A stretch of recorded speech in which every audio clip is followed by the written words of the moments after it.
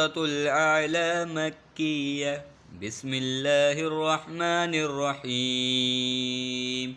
سبح اسم ربك الأعلى الذي خلق فسوى والذي قدر فهدى والذي أخرج المرعى فجعله غثاء أحوى سنقرئك فلا تنسى إلا ما شاء الله إنه يعلم الجهر وما يخفى ونيسرك لليسرى فذكر إن